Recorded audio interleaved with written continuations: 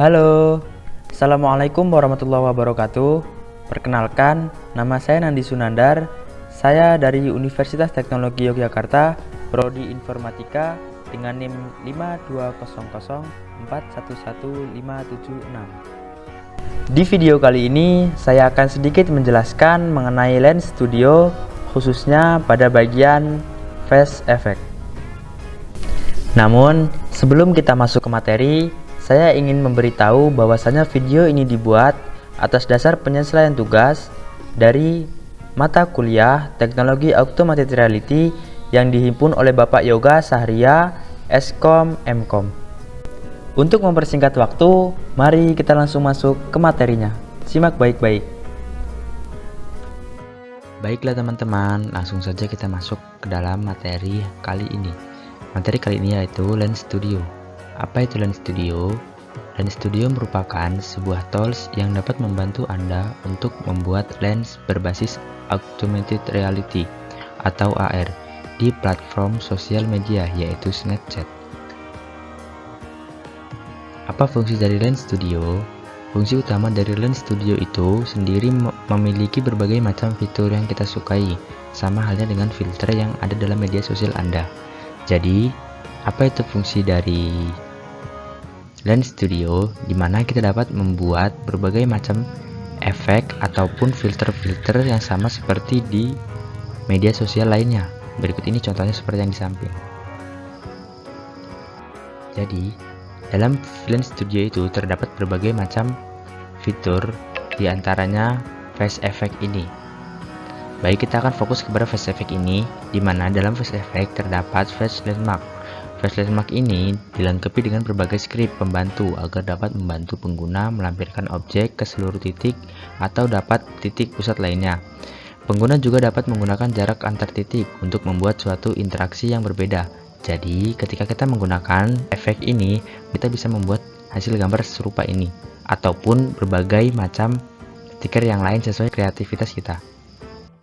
Selanjutnya, Tupin Face Landmark merupakan skrip utama dari template yang memungkinkan pengguna untuk melampirkan objek ke suatu titik atau beberapa titik pusat. Skrip ini juga mendapat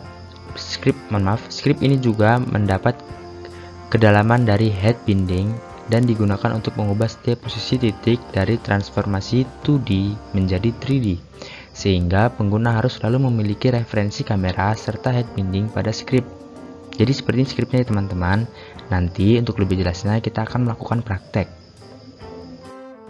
Nah, ini ada poin yang harus kita pahami terlebih dahulu. Poin mode. Poin mengacu pada setiap penempatan landmark seperti yang terdapat dilihat pada diagram di samping.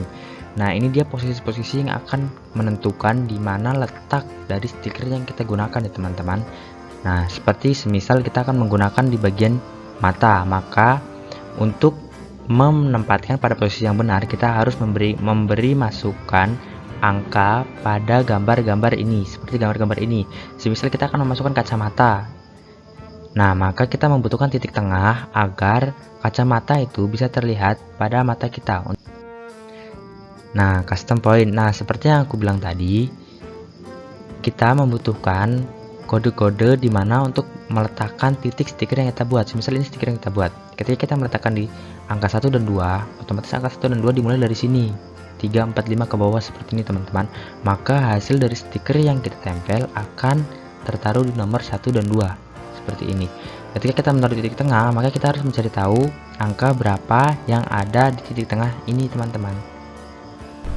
Baik teman-teman, selanjutnya kita memasuki fase praktek, dimana ini adalah tampilan awal daripada Lens Studio. Selanjutnya kita akan mencoba fitur Face Effect di Lens Studio. Caranya, kita masuk ke file, kemudian new project from template, kemudian kita cari yang face. Nah, di sini kita akan mencari yang face landmark. Nah, baik, ini dia tampilan awal ketika kita membuka file yang landmark. Setelah itu, nah di sini terdapat fitur muka kita. Di sini kita bisa menggantinya ya teman-teman. Kita akan mencoba mengganti dengan cara ini, kita hapus aja. 3 foto di sini kita hapus, kita delete.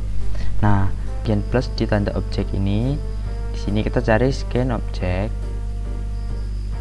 Nah, setelah itu kita mencari scan objek juga, yang satu kita gabungkan ke sini.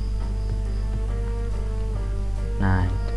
Dan setelah itu di sini kita akan mencari yang namanya image object di bawah sini. Nah, setelah itu jangan lupa untuk memindahkan pin to fetch landmark ke dalam scan object 1. Ini seperti yang sudah dibahas di materi tadi ya, teman. Ini kita drag, kemudian kita drop ke sini. Nah, selanjutnya di sini kamera kita hidupkan, head bending juga kita hidupkan, plus efek head bending kita hidupkan juga. Nah, untuk penambahan image-nya, nah di sini kita akan membuat suatu efek yang bertemakan wisuda ya teman-teman. Di sini kita bisa memencet tanda plus, from files. Nah, di sini kita cari filesnya.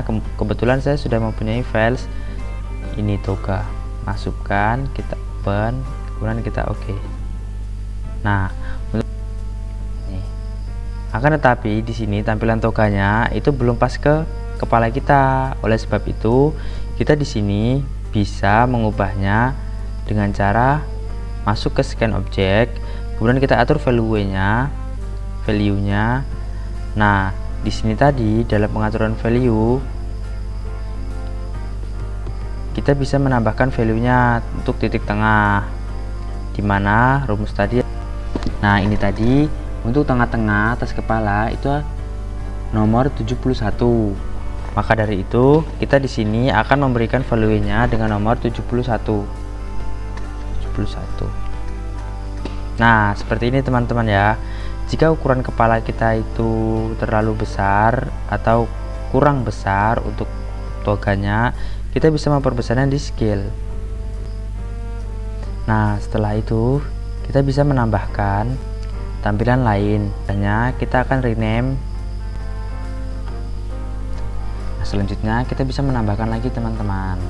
Nah, seperti ini, kita sama seperti yang tadi. Seperti ini teman-teman. Setelah itu kita masukkan gambar yang kita punya di sini. Oke. Untuk titik bagian bawah itu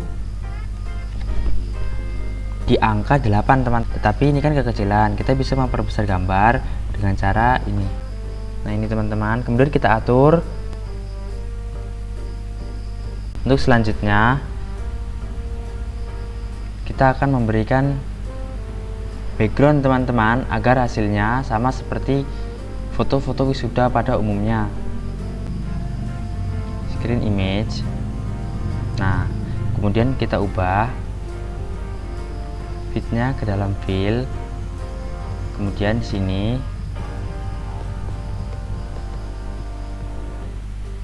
kita ubah screennya ke dalam. Saya di sini telah menyimpan foto background wisuda teman-teman. Kalian bisa mendownloadnya di Google. Nah, jika gambarnya seperti ini tidak nampak muka kita, maka di sini kita harus mengubahnya. Ini dengan cara kita ke autographic kamera. Nah, di sini kita ubah ke max texture, kemudian kita ke tanda plus teman-teman. Terus kita ke segmentation texture, kemudian kita pindah ke portrait background. Setelah itu kita pencet OK. Nah, hasilnya seperti ini. Jika toga kalian atau baju kalian atau gambar-gambar yang lain tidak begitu nampak, kita bisa mengubahnya dengan cara ini, kita drop, kita tukar tempatnya ke posisi atas. Karena ini saya mengambil video ini ketika malam hari, maka videonya kurang jelas. Nah, untuk hasilnya akan terlihat seperti ini ya teman-teman. Nah, baik, itu tadi sedikit penjelasan mengenai Lens Studio atau lebih khususnya terhadap Face Effect. Sebenarnya dalam Lens Studio itu terdapat banyak sekali fitur-fitur yang lebih menarik. Namun yang tadi kita bahas mengenai face effect itu pun sangat sedikit sekali. Sebenarnya face effect itu masih banyak lagi dan lebih bervariasi. Mungkin itu saja yang dapat saya sampaikan. Kurang dan lebihnya dalam video ini saya mohon maaf. Saya Nani Sundar, saya akhiri. Wassalamualaikum warahmatullahi wabarakatuh. See you.